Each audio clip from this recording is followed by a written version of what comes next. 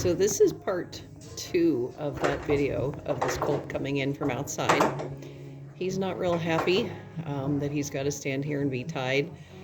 The good thing about that tie for me is it does let the rope slide through when they pull. And of course, I usually have to get in there and tighten it up a little bit when they are trying to kind of back up a little bit and look around, and when they're just kind of throwing a mini temper tantrum about being tied because they would prefer to just go straight to their dish, eat, or graze on the hay that is already put out for them. But this is really important to me with these babies. It's extremely important, and these babies have a good mind. They're very well bred, and they just have a really good mind on them, but yet they're still babies. So regardless of breeding, regardless of their mind, you still have to help them understand and develop their patience. And so this is why I am doing this with him.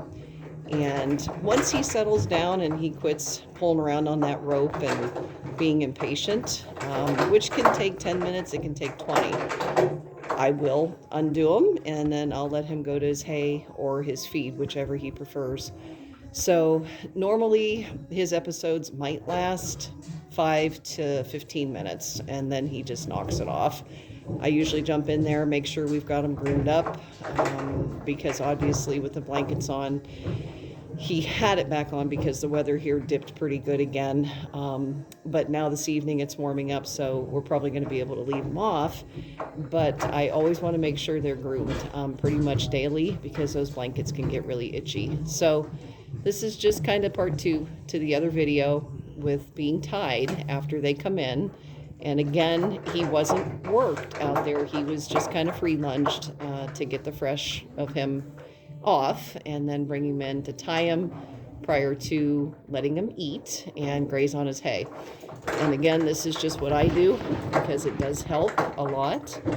And then once they're done with dinner, we can go back out, we free lunge a little bit again, and then we can do our in-hand stuff that makes a big difference. So just wanted to share.